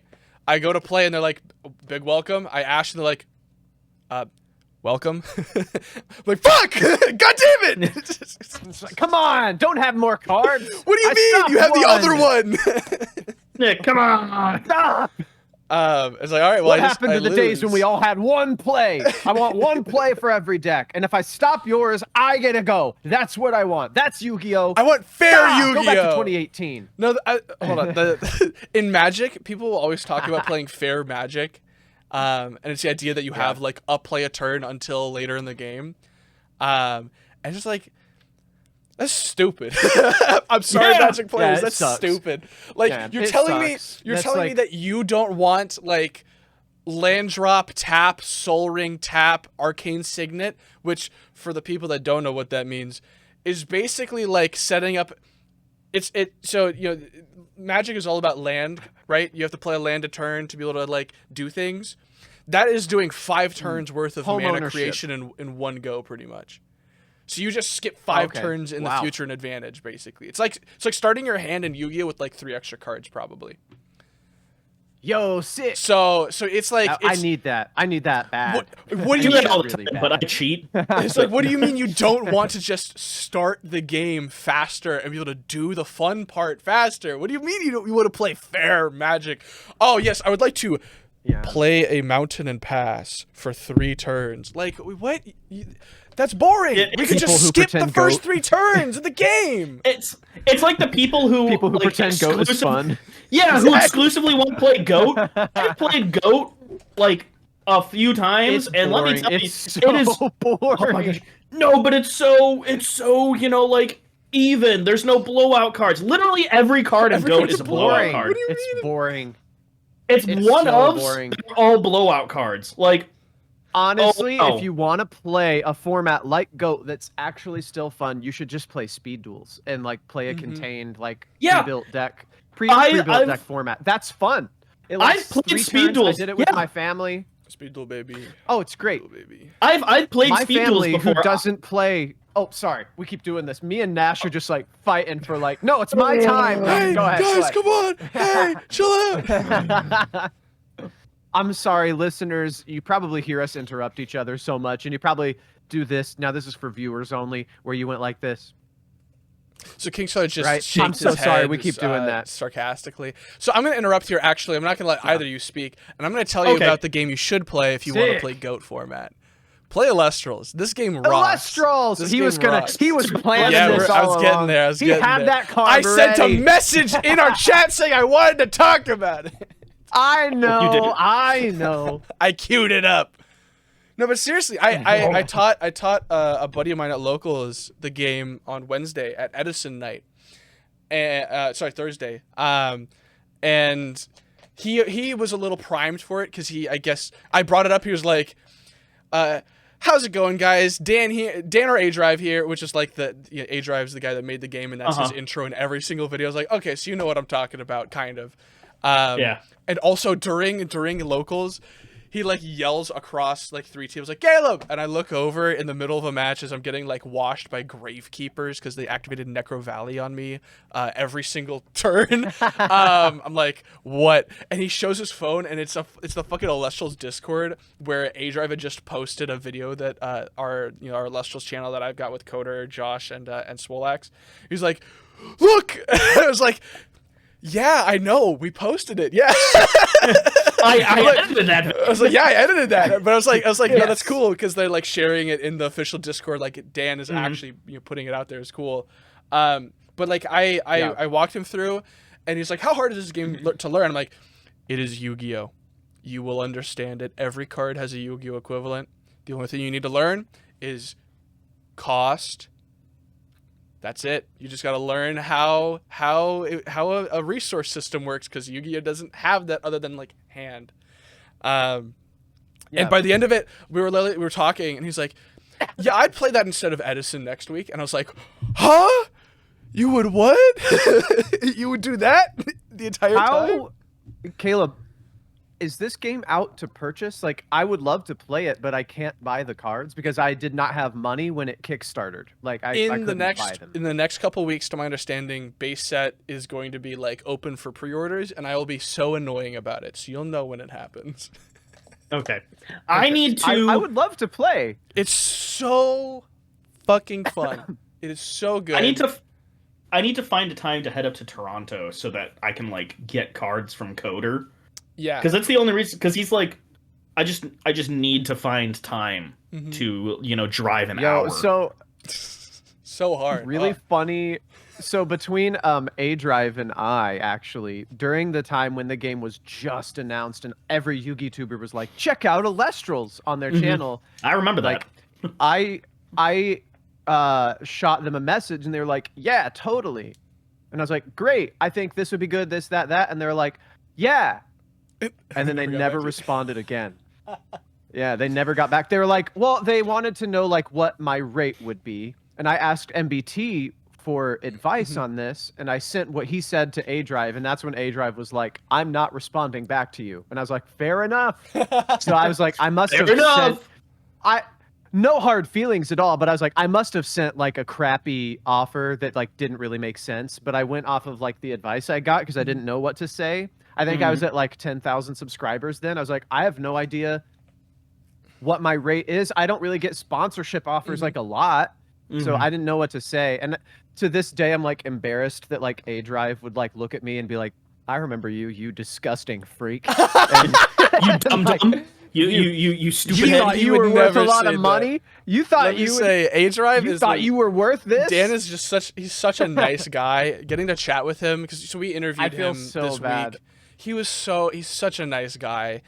He's so smart. He's so business minded for a guy who's done YouTube as his career, to my understanding, for the most part. Like he is so smart about handling this game, and handling like a real fucking awesome. business. God, his background's Pokemon. Will you isn't put it in the a good Pokemon word TCG? for me? yeah. Hey, A Drive, I got a guy that good you should word. sponsor when base set drops. No, not for sponsorship. This is just like, let him know that I don't really think I'm worth that amount of money.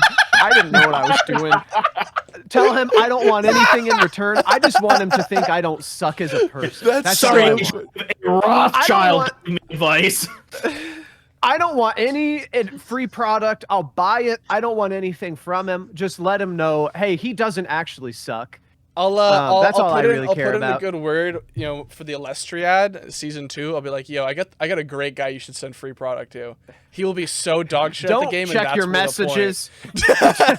Yeah, don't check your old messages. You don't know him. You've never point. interacted. You've never with him talked before. with him before. But he'll be great for this, I promise. Then people can start watching. I lost to King Scarlet. Here's what happened. So I thought this guy was bad at card games. Isn't that his whole thing? So Scarlett, for the context there and for the listeners, there's an Illustrals YouTuber named Illustrals Emporium, or J Johnny, and he was in the Illustriad, which is this big multi-week event that Illustrals ran, where they sent out free product to 8 content creators, and then had like a round of 8 Swiss. No, it was a round robin because everyone played everyone, and then they cut to semifinals and finals. And Jay Johnny was one of the people that participated in that, and he, every time he lost, would make a video called "I lost to X," or even the ones he won, he's like, "I played X. Let's talk about it." And they're just like 20 minutes of him either being like, yeah, I washed the fuck out of that guy, or like, yeah, I got sacked to hell and like it was a tainted game state or whatever. So it's like either And just I'm the completely goat or like unedited. it wasn't even my fault. And it's unedited with penis enlargement pills included ads, I forgot about that. Are you serious? Yeah, he watched a YouTube video. What? It screen shared on his like stream or whatever to show like a game, and a penis enlargement ad came up in the middle of the video he's showing, and it's just all of his content is just completely unedited. Yep. It's Well, no, basically he puts subtitles in But why? sometimes. I don't. Oh, okay. Yeah, but Like the refuses to cut the penis. auto. Well, no, it's just like red text on the screen that says something, but he refuses to cut the penis enlargement pills ad. And it showed up twice. It was the same ad that showed up twice. And like Yeah, half the you gotta- comments you're on gonna that cut video something. are You gotta cut that. You gotta cut that. I don't care if YouTube don't is wanna giving cut you the the other ad. stuff, Like, fine. no one needs to know that that's what your targeted ads are gonna be. Yeah. Like, I don't want to know Wow. that. That's wild. That's good for Yeah. you, Jay Johnny. Good for you. But the game is sick. The crazy thing is getting to talk with Dan this week. Just learning like kind of some of the stuff they're open to reveal about what's coming up for the future of the game. Like, this is going to be an insane year. They're doing so much to like push this game forward. They're talking about getting into LGSs within the next 6 months. Not like, That's awesome. His words roughly were like, we're not looking at like 1,000, like not even like 100. We just want to be in some stores within the next 6 months. And he's like talking about partnering with a nearby game store to him to do that. and then start expanding. He's focusing more on like the Northeast, right? That's what he wanted to be like New England, New York, Pennsylvania sort of area. Yeah, that's right? where he's starting because he lives in that region. And then figure out from there. And I'm like, figure out what that program looks like, and I will get my local game store in on this. And I now have at least one other person who literally within the first hour of him playing was like, yeah, I want to get this game store a part of that because I want to run tournaments for this. I'm over here like I'll do the judging program so that I can run these tournaments. I'll commit the time to like learn to judge this game so that we can run tournaments and I can provide appropriate rulings. Which I was only a part of a group of people that helped change some rulings in the game already. So it's whatever. I'm kind of a rulings god already. I'm not. I don't understand the conditions in this game at all. They don't make sense to me. You're not like Josh, who completely reworked how an entire like archetype works in the whole game. Yeah, because he was like, "Hey, this might be a little too broken. This might be too good." So Scarlet, there's a card called Emfrix, which is like a phoenix, and so it has like a treeborn frog type effect where it like can come back from the graveyard. But I believe it can't could do possibly it just be broken. It could just do it whenever. It wasn't like in the standby phase, and it wasn't like if you have nothing in your like set in your spell trap zone. It just could do it. I'm pretty sure. So you're just like, yeah, I just get free tributes, whenever I want, and I just have free bodies to attack with and defend with. And the card was insane, and now fire is unplayably bad, which is what that card was a part of. It's just you can't play the deck because it sucks. There's the best thing people have found to do is a deck called Krakatuga, which sets up really big, like 2,000, it's like 2,000 defense type early Yugioh, and then you make one big tribute summon that also has like 2,500 defense, and that one has the ability to make your opponent like burn for 2,000 every turn. So you just sit there until you can sit there and make your opponent die. So fun.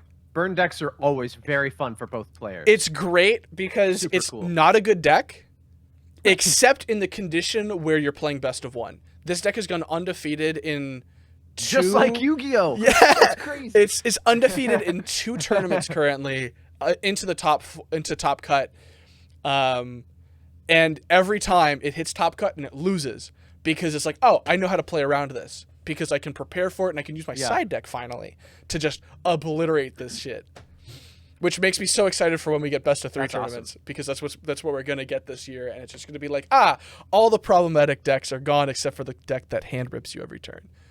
That's still there. I love getting full hand knowledge and hand ripping every turn. Okay, speaking of that, going like in Yu-Gi-Oh, I like that. When I can find a really roundabout way to do that in like the X-Saber deck I took to Indie, because that's not Dark World. You know, that's like, oh, this is a really interesting way that you have figured out how to do this. Yeah. And I'm like, that's cool. That one like is fine because you worked hard to make it happen. Mm-hmm. If you bring that to me and you hand rip me, I'm like, yeah, you deserve it. Like I don't even know how you did this. 20-step combo. Like, That's why you do it. The last locals I went to before I like made the drive out to your place, I ended up getting second place at that locals because I 2-0'd everybody up until the last round with that deck. And like even the store owner was playing in that tournament, and he was like, I played him like round 2. And he was like, oh no, this is a hand rip deck, isn't it? And I'm like, yeah. And he's like, how do I stop it? And I'm like, well, you'll figure that out by game 2. That's so but like, I 2-0'd him, and he was like, this is the coolest deck I have faced in a long time. I'm not mad that I just got blasted, in this. Yeah.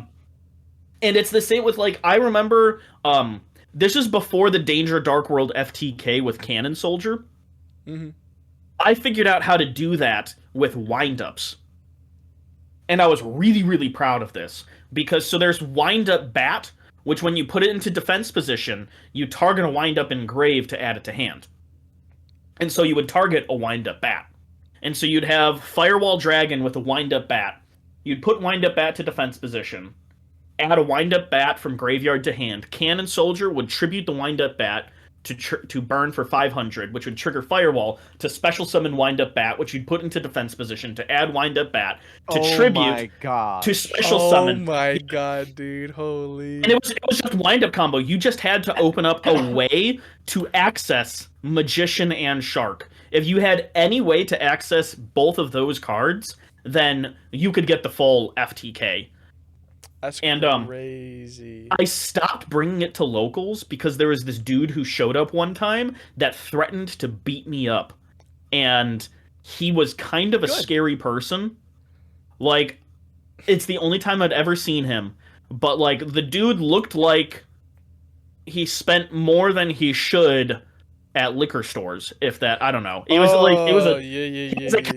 a kind of scary dude, not like the potheads that usually visit locals. Like, this dude is like a borderline alcoholic, and know. And so it's like, this dude is going to beat the crap out of me behind this card store. I don't think I'm going to play this anymore. But so what I did was my side deck... Yeah. My side deck for bring that a deck though, because you think you're going to get beat up. What is happening? Oh, what was funny, though, was I changed it. He was like, you better not burn me again. But my side deck, I just sided into the wind-up hand rip, which Topologic Gumlar was still legal at the time. So I just swapped out the burn cards for the hand rip cards, and so I just started hand ripping him instead. A different annoying thing. That's so funny. That's so funny. It's the only deck I've ever played where my game plan is to burn you in game 1, and so you side to stop the burn, and so I just hand rip game 2. It was so funny. That's hilarious. Nash to his opponent. Don't worry, I'm not gonna do that annoying thing this time. I'm gonna do a different one. I'm gonna do a different annoying thing. It's so funny that you bring up the Danger Dark World FTK, because so I'm running I'm helping to run a tournament with Chew the Whoop, who is someone I've been doing the series with, where we like have ChatGPT make custom cards. We're like, here's an archetype, make some custom cards, and then we play, and it's always just like either absolutely insane or it's dog shit. And we're running a tournament where people can take the decks, the custom support, build constructed, which we couldn't. When we were doing this, ChatGPT made our deck lists as well, and so it's just like free reign. And my buddy Ren wanted to get in. He read through the cards. He looked at dangers, saw that there is a danger that says if there is a danger on the field, special summon this from grave, once per turn, and said, "Oh, I'm FTKing." And so it is a Toons FTK where half the deck is just trying to draw into like a Toon bookmark or whatever, or Toon table of contents to then so that you can get Toon Cannon Soldier, normal summon it, and then every danger card eventually, I'm pretty sure, just gets access to this like Phoenix card, this Danger Phoenix, and you just get it in graveyard. There's a consistent way to get all 3 in graveyard, so you like make Yugioh if you haven't drawn deep enough into your deck to get your Toon Soldier, and then you just and you're dead. It's over. And I'm like, he sent me that, and I was like, oh my god, like my inclination is to like fix this so that we don't have to deal with this in the tournament. But that's kind of the point, is that ChatGPT sucks at this. And so it made broken stuff. And he was like, yeah, and if you fix it, I'm just going to do like the Danger Dark World FTK. I'm like, okay. So there's nothing to be done about this. It's too late. Like, it's over, actually. Like, awesome. Great. That's so cool. Perfect.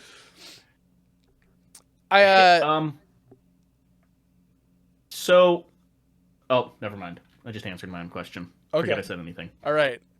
I will say, Not allowed. I think something that Alestros has really shown me, and it's something that like I think is hard to apply to Yu-Gi-Oh, but I kind of feel like is happening, at least in the series I'm doing with Chew. When you can find decks that are like actually well matched and be able to like play out a full game, God, it's so fun. And it just feels so difficult to do that in Yu-Gi-Oh, because it's such a long-standing game. There's so many archetypes that there's such a wide variety of power levels. Because you could, within Rogue tier, there is a wide diversity of how strong a deck is. Within dog shit tier, it's even wider. Because you can go from like, I'm trying to think of a deck that I won't be like shit-talking somebody. You could go from like Nordic, which is. I was doing this, and you name one of my decks. For our listeners only, King Scarlet is threatening to sock Caleb right in the kiss of a cracked wise. All he had to do, folks, he just got done being like, oh, there's like thousands of decks, right? I'm holding up my fist like, don't say the 3 that I play out of the thousands he could name. And he names one of them that the one I that he's play. previously shown in this video. Look, I'm going to set the record straight. I'm going to kill him for real. So at the top of dog shit tier are decks like Nordic, where good pilots, we're dog shit, where good pilots can do well with it.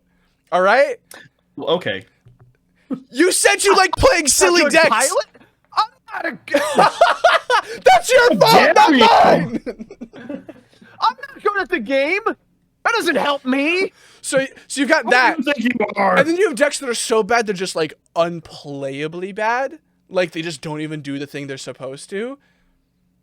Like what? Like what, Caleb? Like what?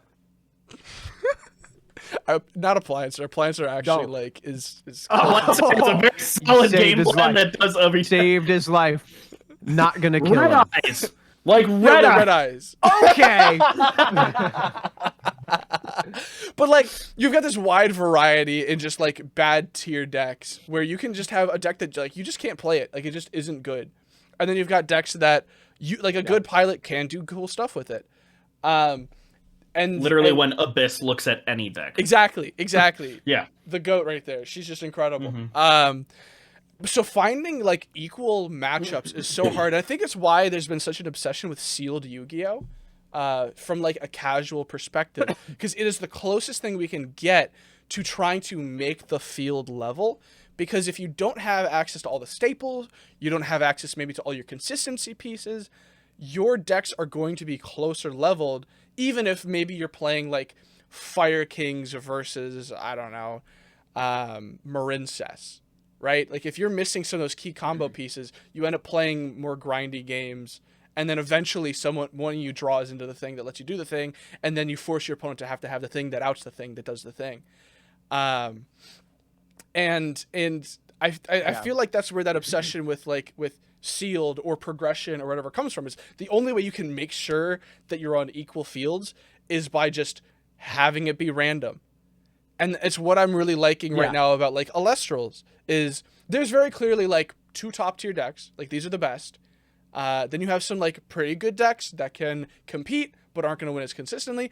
And then you basically have every other deck that is just like, they're probably all going to do about the same as each other. Like there might be some differences, like the fire deck is just miserably bad, but you can build a fire deck that's like playable.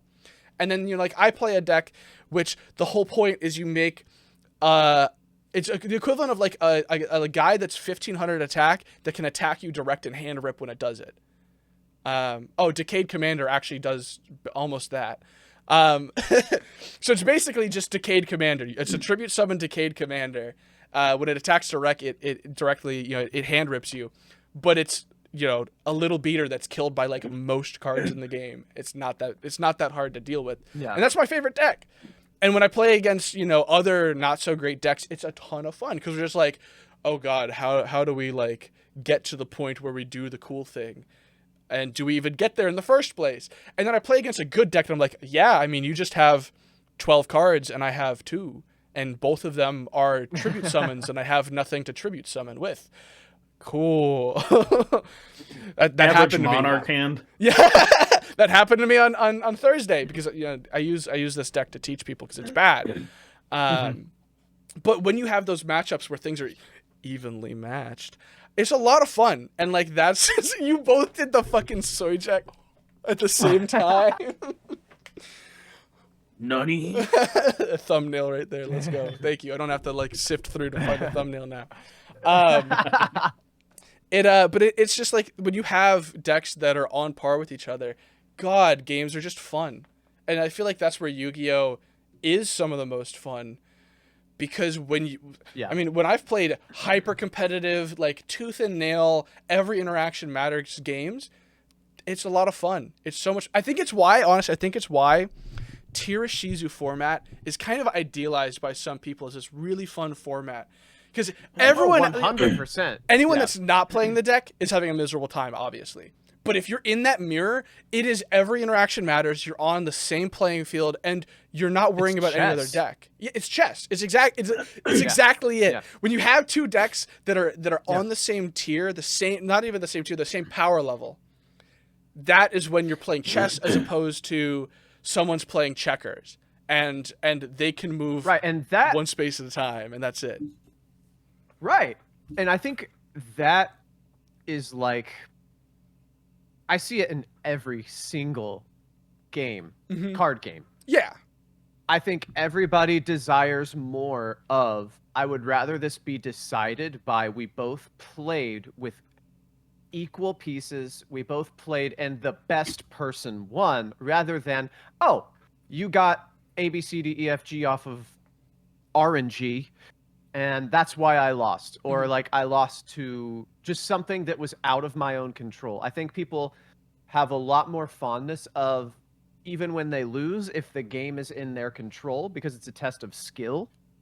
And when you can minimize the RNG affecting your day, I just think like you did see like a quality of life upgrade in that way. I know people hated like a tier 0 format, but competitive players were like on cloud 9 because it was like, oh, finally we're proving who's the better player, not who drew good 5 card, right? And laying them out like it's poker, because that's a lot of Yu-Gi-Oh.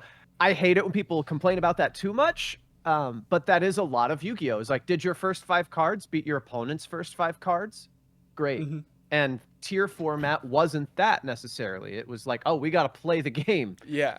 Yeah. I actually really, really liked tier format. I wasn't playing tier. This was when I was playing Laval Ishizu, because going into it, I was like, what janky dual terminal deck benefits the most off of having my entire deck put into the grave? And I was like, Laval. Laval actually benefits so much from this. And so I would just play the Ishizu cards, and then I would just keep on shuffling, like, Rekindling back into my deck so that I just had constant access to it. And anytime I went to locals to play against, Ishizu tier, more often than not, I would lose, but it was the only time where I felt like I had a fighting chance to win. Like, these matches would last the full 40 minutes because, yes, at the playing field, like, Ishizu tier was obviously better than Ishizu Laval, but I was able to keep up with, like, the Ishizu tier deck because I was benefiting just as they were off of the mills. I think it's the same kind of thing as why, like, the Ishizu Verniself Naturia list was doing so well as well. It's the exact same because thing. it could benefit. I regret not trying to build like a tier King of the Skull Servants style deck, because it also would have benefited and would have been really funny. The time has passed. Like it can't work now. It's too late. I'm sorry, the Millers are dead. We talked about that in an earlier segment. I know. But that was an idea that was up here, but I just never really followed through on during that format. I also had a lot of fun though, because I was playing the anti-tier deck that people were kind of running with thanks to Neshi, which was the Crystal Beast Gravekeeper Turbo deck, because you could get to Necro Valley instantly with the Crystal Beast cards, and then you just play Crystal Beast Conclave Control, and they can't do anything. And it was actually like really fun and really good against tier. So I loved the tier 0 format personally, because I could finally focus on like the deck to beat. Now that did get me in a little bit of trouble at a regional, because it was a regional. And I didn't run into tier one time. I ran into like a lot of like strange Kashtira builds, which Crystal Beast just didn't really do anything against. My most effective card was, I think, I can't remember if I played Rivalry or it was just a Floodgate. Like, and that stopped Cash. They like really wanted to get rid of my Floodgate. They didn't really care about Necro Valley all that much. But yeah, that was like an interesting transitional period though, when we saw Cash starting to become like, oh, this is going to be the next best deck, like right away. But I really enjoyed the format. I really did. I know there were a lot of complaints, but I think you could find ways to have fun because when it's a deck like that where there's like 1 or 2 to beat, it's definitely easier for planning. You're not planning for 90 matchups. So that's the trade-off, right?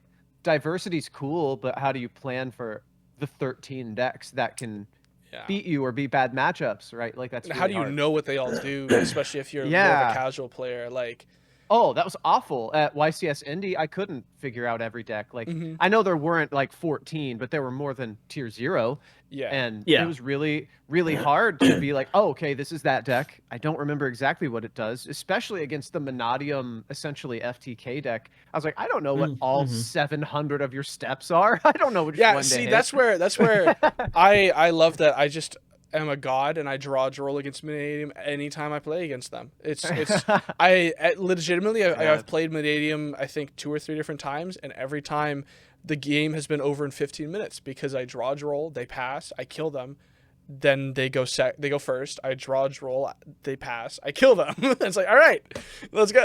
I don't own Droll. I keep forgetting to buy Droll. Oops. Buy the Fire King structure deck. Buy the Fire King structure deck. I'm just gonna buy Droll. I'm not buying the structure deck. No, it's a good deck. It's a fun deck. It's a good deck. Oh, is it good? It's really. It's actually good. No, Fire King is probably the best next deck for this format. Yeah. What? Yeah. Oh, yeah. Wait, don't even wanted. If you want to buy, is it good with the structure deck, or is it like I need to buy a $200 core? Yeah. And even without like the wanted cards, like the sinful spoil cards, if you want to buy, hold on. If you want to spend an extra like $20 to either get the Dogmatica engine or the Tri-Brigade engine. Oh, I've got Dogmatica already. Yeah, there you go. Play Dogmatica Fire King. You have one of the best decks in the format. You have one of the best decks in the format. There you go. Yeah. Yeah, they go into the extra deck on your opponent's turn. Because the not the field spell, but the new continuous spell lets you Ixie summon on your opponent's turn. Yo, no way.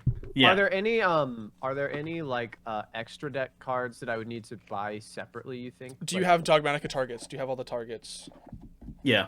Yeah, pretty much. Do you have Garura, Bucephalus, Titaniclad, Intis? Yeah, I have those 3. Yeah, and then an SP Little Knight, just so that you can have it. Do you have a Mud Dragon? Because you can play Super Poly in the deck. Super Poly is really good in the deck. Yeah. So these here, I got you right here. These are the 5 cards that you need. If you want to play the deck. So you got Bucephalus, Titaniclad, Garura, Entis, and then the Mud Dragon as a Super Poly target. I have everything but the link. What was the link? Tri-Brigade Bucephalus.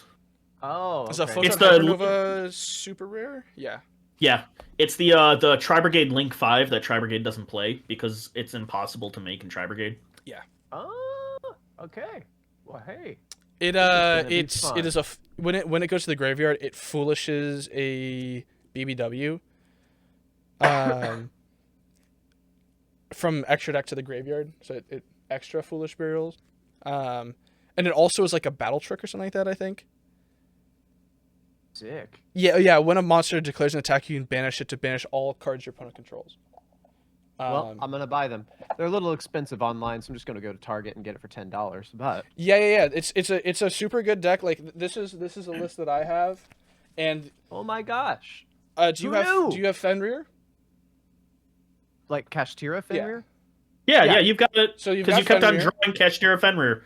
Yeah, you just need Fleur-de-Lis Maximus, and Nadir Servant, and the rest of this deck is basically you have it. Just put in some hand traps instead of the wanted stuff. But yeah,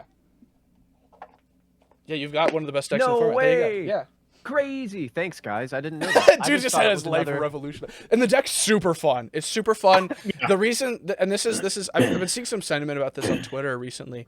People are talking about how Yu-Gi-Oh is no longer a game of boards, but a game about grind. And Fire King is, I think, the epitome of that so far that we've seen. It is just a grindy deck that has a lot of interaction. It has because Fire Kings, like when they get popped, a lot of interaction in the game is like, oh, you negated and destroyed my card. I will now use the effect when destroyed. Like That's that's why I'm having so much success now with my Punk and Zector deck, because its interaction, like yes, Hornet pops cards, but I'm not really doing. I'm like popping their back row more often than not. I'm not popping the actual monsters because the Gold Bride Punk engine. That's where my interruption with the monster cards. I'm either bouncing all of your monsters back to hand with Amazing Dragon, or I'm equipping them to Pinballer. Yeah. Yeah, And- it's a super cool deck. It's super cool. Super interactive.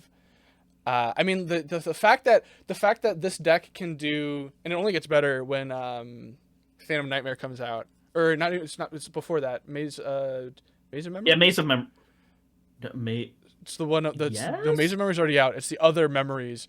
It's the one that has Bonfire. Yeah, when Bonfire comes out, it's Yeah. gonna be crazy. And then when Phantom Nightmare comes out, when we get Populous, it gets even better. Now, Yeah, the new level 1. now you wouldn't play that because it's more of like a Snake Eyes wanted thing. Yeah. But honestly, you could. There's probably an argument to just like getting Snake Eyes stuff and not getting like the wanted or Diabell Star stuff, because Snake Eye Ash is just a really good card. And Just add Populous is Ponyx. really good. Yeah, it just adds Yeah. Ponyx, and then you pop Ponyx from hand, and then Ponyx effect. You know, like you just do everything.